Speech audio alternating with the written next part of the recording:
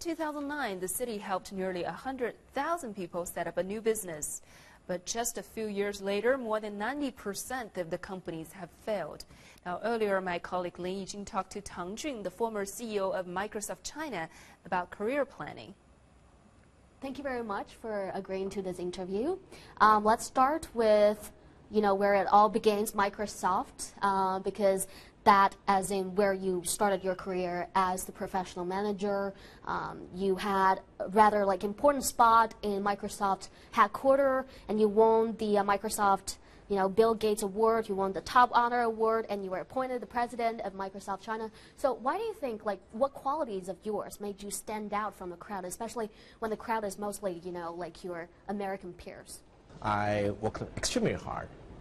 And how hard it is, and at the day I left Microsoft, and I wrote an email to Bill Gates, and I said, you know what, during the last 10 years, I wouldn't say I'm the, the most hardworking employee at Microsoft, but I promise you, there's no one who can stand up saying, hey, I work harder than you, Tang Jun. So you can see, I actually work extremely hard, number one.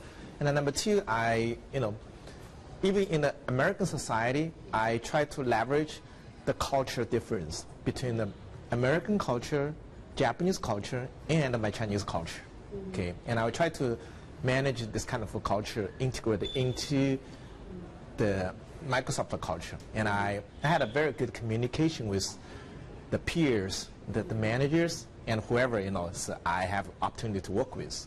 So that's something I did pretty good than the rest. One thing I find out, you want to have a career movement. I think it's the most important thing. You need to make people like you. Okay, no matter who they are, but that's quite important. So I've noticed from being the president of Microsoft China to the CEO of Shanda and then to New Huadu, so you were never actually on the managing post for a very long time. Is it part of being the emperor employee, as a lot of media depict you as? Not committed to one of the wives that for too long? Well, I was trying to commit myself longer. For example, at Microsoft, I worked for 10 years, which is quite long to me. Right. But every time I realize I'm already reached to the, we call it ceiling, okay? Then I would ask myself, over the next 3-5 years, you will be still on this kind of stage. Are you happy with it? Or you want to do something new? For example, at Microsoft, I was the president of Microsoft China. I think at my kind of a capability, I already reached to the highest level of my caliber. So I just said, okay, there's no more opportunity for me, so I should find out something new. So I joined the Senda, which is at the starting of the internet boom. So I joined the Senda. And after the 4 years at the Senda, I realized probably it's the best timing for the Senda. It's going forward, probably Senda was going down. So I said, okay, I'm done with the Senda job, and then moved to the New Huadu, and same thing to me. So I always try to, I'm not like a person who always work for 4 years and I switch. No, I work for a company and where I reach to the highest level, and I see the ceiling there, and I try to break the ceiling. If I couldn't break the ceiling, then I would try to choose other opportunities. Right. But I think the really difficult thing for a lot of young people nowadays is to tell the difference between a really plateau and something that bothers you for a while, but you can still break it. You could have gone for a Bill Gates job. And I think as advice to the young people, you don't easily tell yourself, say, hey, I'm reached to the ceiling. Okay, I'm done with my job. No, don't do that. Okay, you have to see what's real the ceiling there. And most young employees, they will easily find out, oh, this is my ceiling. Oh, I'm done with this job, and switch quickly.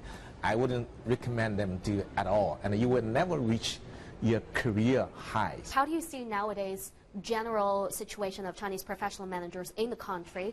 Do you think are we having enough quality ones, or we're actually lagging behind in numbers? We are very much lagging behind. The reason is that most of the Chinese professional managers, they do not understand the culture, do not understand the value, and for traditional Chinese companies. And I see a lot of, when we call the professional managers, most of those called professional managers are from the multinational companies like myself, and they want to switch the job from multinational companies into the local Chinese companies. The gap, it's very big. The value, the culture, the way of doing business, and ethic, things like that. It's very, very complicated. But culture takes a long time to change. Human is adaptable. We can be adaptive. So that's why I always teaching this, like a professional managers. You have to learn. You have to adapt. You have no choice. You cannot change one night. I know before Microsoft, you actually had a few approaches to starting your own businesses. That's what actually a lot of young people now choose to do. So what suggestions do you have for them, how to balance learning from the best, but also do what exactly you want to do? We are in the best timing to start up the business. We call it entrepreneurship. From the government to the local government to the society, it's very supportive of the entrepreneurship in China. But I do see a lot of young people, they quit the job and started their own business. And I would say like 95%, even more than 95% of the entrepreneurs are not successful, and even failure, okay? And they will keep trying, but I will give them advice. Not everyone needs to be entrepreneur, okay? And only those who has the ideas and who has the business model, who has the team, who has the funding, something like that, and you can start your own business. Otherwise, you don't need to follow so-called trend. No matter what kind of passion you have, what kind of the energy you have, but the business is business. It's not something about the passion. Well, thank you very much. Sure, it's a pleasure.